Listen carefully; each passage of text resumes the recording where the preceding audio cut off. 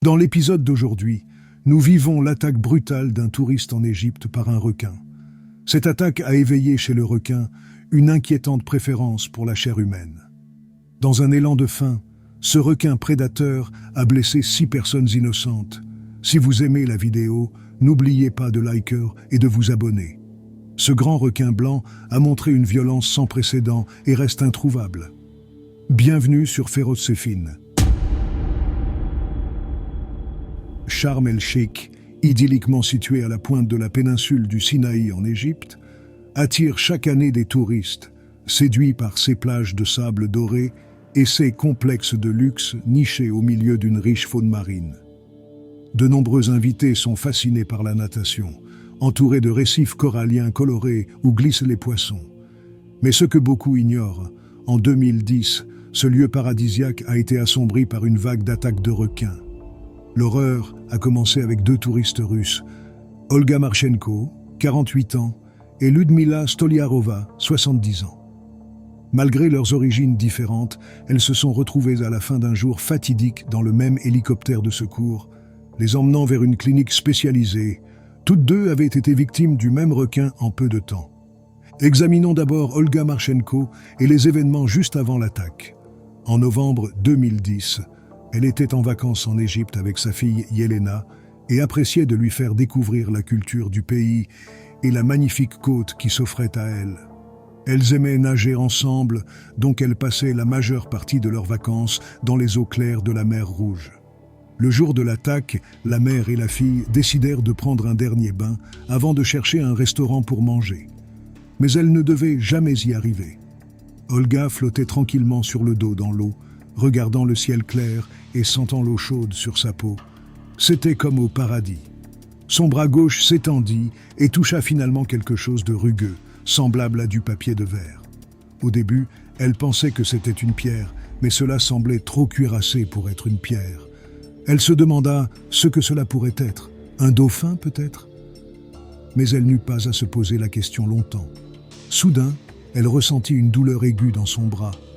Lorsque le requin enfonça ses dents profondément en elle et la secoua. Après s'être libérée de la gueule du gigantesque animal, elle a immédiatement remarqué qu'il lui avait arraché le bras. Terrifiée et couverte de son propre sang, elle a commencé à appeler désespérément à l'aide. Elle cherchait sa fille et priait pour que le requin ne l'attaque pas également. Heureusement, Yelena était en sécurité sur le pont et avait assisté à la terrible scène. Elle a dû regarder sa mère couler dans les vagues, puis réapparaître, paniquée et couverte de sang, luttant pour retourner vers le pont. Le requin la poursuivait obstinément, mordant encore et encore. Chaque morsure forçait Olga à replonger sous l'eau et ses cris de douleur étaient entendus sur toute la plage lorsqu'elle réapparaissait à la surface. Heureusement, Olga portait à ce moment-là des palmes qui l'ont aidée à se sauver vers le pont et à être tirée dans les bras des sauveteurs, qui ont agi rapidement. Des spectateurs curieux ont continué à observer le requin circuler dans l'eau après que Olga ait été sauvée.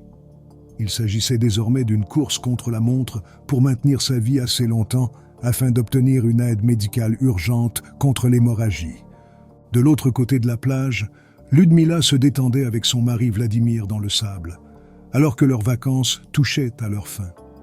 Elle souhaitait profiter du temps chaud et de la mer agréable avant de retourner dans sa ville natale froide en Russie. Elle a proposé à son mari d'aller nager. Cependant, il était plongé dans son livre et a refusé, mais l'a encouragé à nager seul avant qu'il ne rentre chez eux. Elle a accepté et a disparu dans l'eau. Pendant ce temps, un instructeur de plongée nommé Hassan Ali était au fond de la mer avec un client, lui montrant les bases de la plongée et l'introduisant dans un nouveau monde sous-marin. Vers la fin de leur plongée, Hassan a vu un requin à pointe blanche de 3 mètres s'approcher de lui et de son client. Préoccupé par ses mouvements agités, il a essayé de paraître aussi grand que possible, et tous 2 ont tenté de repousser l'animal alors qu'il les encerclait, apparemment à la recherche d'une occasion d'attaquer. Lorsque le requin a réalisé qu'il n'avait aucun succès avec les plongeurs, il a soudainement foncé vers la surface, à la recherche d'une autre proie. Hassan a observé avec horreur le requin saisir la femme âgée par la jambe et la tirer sous l'eau. Il ne pouvait que regarder, impuissant. L'animal a rapidement déchiré sa jambe avec une férocité telle que Hassan ne l'avait vue qu'à la télévision. En quelques secondes, Le requin lui avait arraché le pied. Il s'acharnait dessus. Il ne voyait plus rien car le sang de Ludmila avait teinté la mer autour d'elle d'un rouge écarlate. Préoccupé par sa cliente, Hassan l'a rapidement remontée à la surface et l'a confiée à un collègue avant de replonger pour aider la femme qui venait d'être déchiquetée par un requin. Il a crié à tous sur la plage de sortir de l'eau et qu'un requin attaquait les nageurs. Mais tout le monde le savait déjà. Ils avaient vu Olga être attaquée juste 10 minutes plus tôt. Lorsque les sauveteurs ont tiré Olga sur le pont, ils ont soudain entendu les cris d'une autre femme. En regardant la source, ils ont vu une femme âgée, couverte de sang. Ils ont réalisé que le requin qui avait attaqué Olga n'en avait pas fini et ont immédiatement commencé à évacuer la plage avec l'aide de Hassan. Ils ont réussi à tirer Ludmila de l'eau et à la placer à côté d'Olga, tout en tentant de stopper l'hémorragie des deux victimes. En quelques minutes, elles ont été emmenées par ambulance à l'hôpital le plus proche. Mais leur calvaire était loin d'être terminé. Les ambulanciers ont lutté pour maintenir les deux femmes en vie, afin d'éviter que la perte de sang extrême et le choc ne les tuent. Olga a eu un arrêt cardiaque pendant le transport, mais a miraculeusement été réanimée avant d'atteindre l'hôpital. Dans la salle d'opération, le personnel médical a enfin pu voir à quel point les blessures d'Olga étaient graves. Le requin avait enlevé la plus grande partie de sa main sous le coude, forçant ainsi les chirurgiens à amputer partiellement le reste de son membre. Outre la main manquante, une énorme partie de ses fesses avait été enlevée, laissant une partie de sa moelle épinière visible. Elle a eu de la chance de ne pas perdre ses jambes.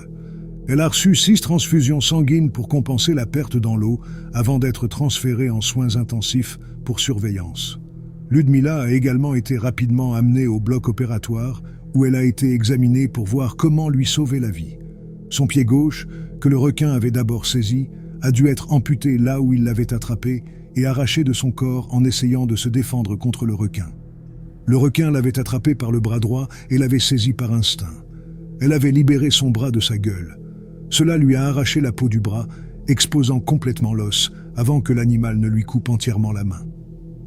Ces blessures ont été nettoyées et fermées autant que possible, et elle a reçu 2 transfusions sanguines. Les femmes sont restées 2 mois dans un hôpital au Caire, avant d'être transférées ensemble à l'aéroport international Sheremetyevo près de Moscou, où elles ont finalement pu être libérées. À la maison, la guérison a été longue et difficile, et les blessures d'Olga sont même devenues septiques lorsqu'elle est rentrée en Russie. Mais finalement, les 2 femmes ont pu se rétablir complètement, leur corps étant couvert de cicatrices. Le requin responsable des attaques a été photographié par le client qui plongeait avec Hassan Ali et avait une entaille distincte dans sa nageoire, ce qui a conduit à une enquête. Les autorités ont tenté de localiser le requin agressif.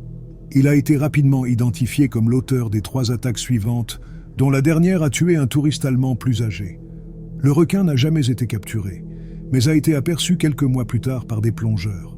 De manière choquante, des vidéos ont été enregistrées montrant un moniteur de plongée nourrissant le requin à la main, une pratique désormais interdite.